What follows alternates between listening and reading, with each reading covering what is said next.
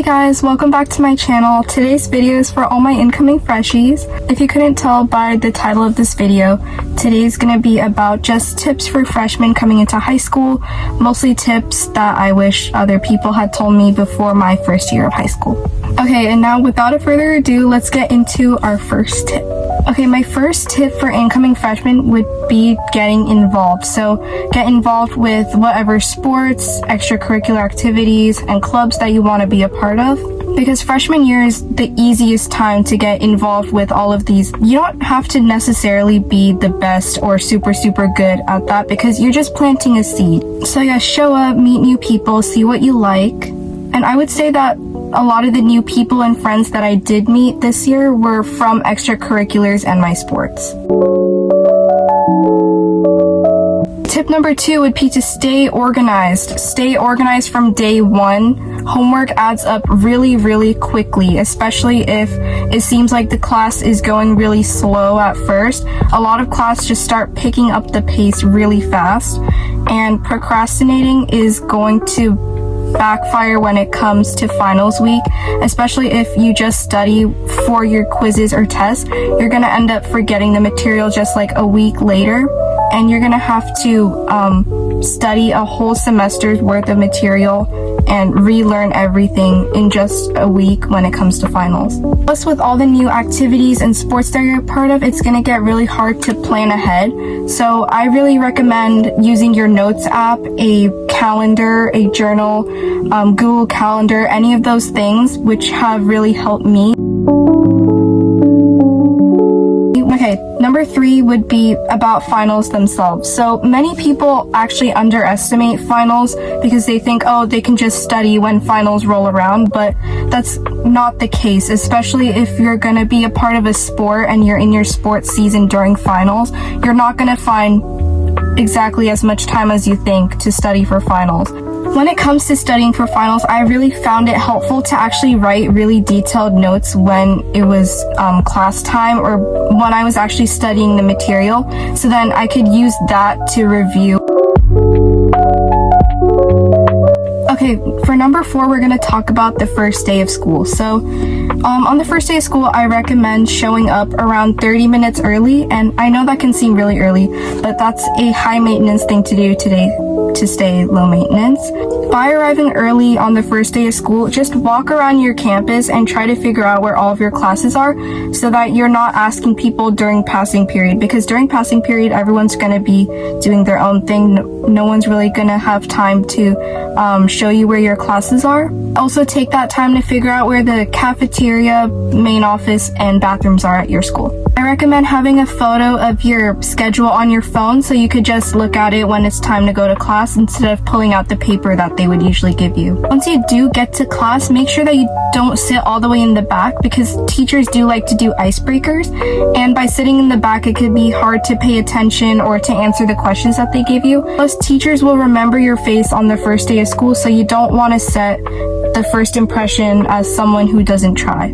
Okay, we have a sub tip for tip number 4, and that's usually before the first day, there's an orientation, club drives, ID pictures, collecting merch, and just getting any additional information. Show up even if you're nervous and be confident. Definitely bring a thin folder.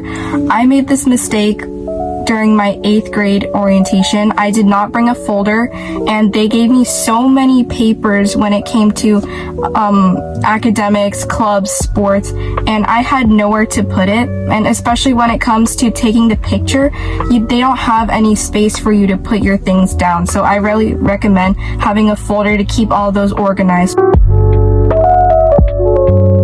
Okay, tip number 5 is to always be nice to everyone, even if you don't know who they are, because everyone's coming from different schools their freshman year. Everyone's nervous. Everyone is trying to make friends too. I remember specifically once there was a girl who I've never even talked to before, and she was assigned to sit next to me. The very first thing she did when she sat next to me was just smile and say hi. That made her, honestly, so much more comfortable to be around. That really helped people to really like her, and she made a lot of friends that way. And I wanted to be her friend too. And to add on to that, to make friends, genuinely compliment people. Complimenting people would be the easiest way to start a conversation with someone. If they see you, they'll remember what you've said, and they'll see you as a friendly person. But at the same time, of course, keep your compliments genuine. Don't just throw out random words to impress people. Being genuine is always the safest way to go. Okay, tip number 6, friends. And actually, a lot of friend groups do end up changing in high school due to different extracurricular activities and sports and classes, people moving around, all of that sort of stuff.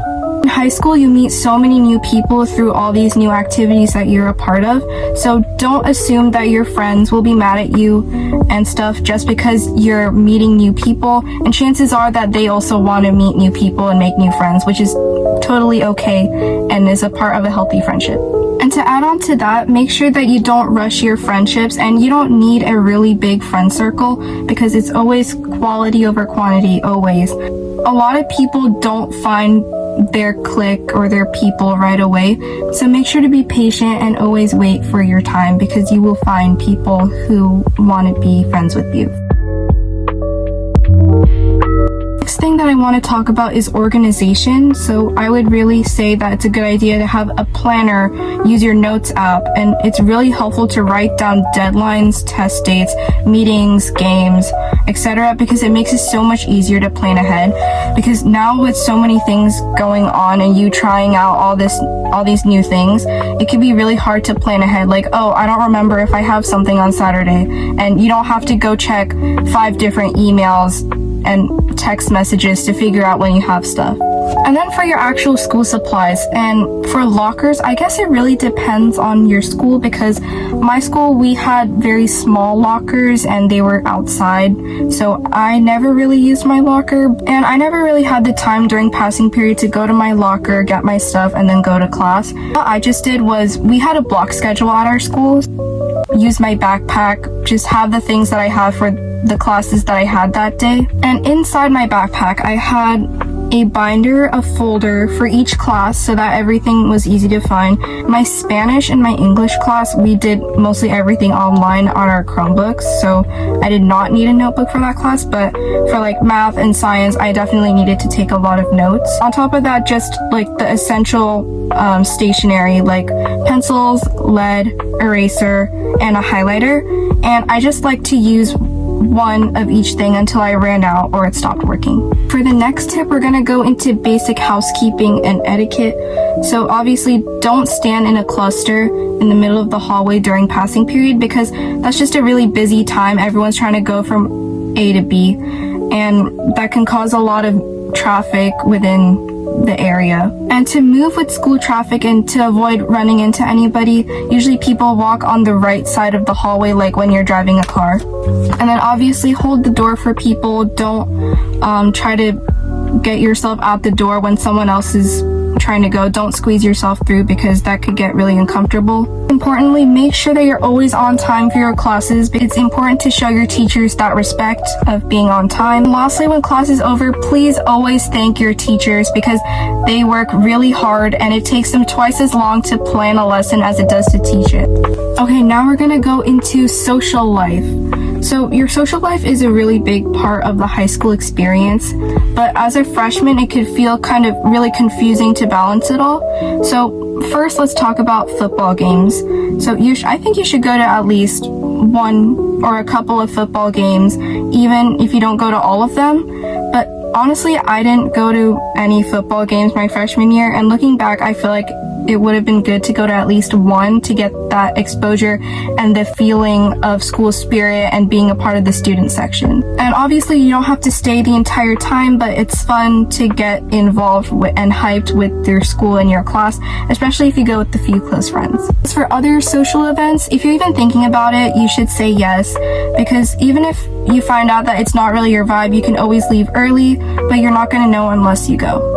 And next, don't feel pressured by other people's posts on social media. And remember, it's totally okay to stay home sometimes, and you don't have to be at every single thing. But remember that people always just post the good things and their highlights.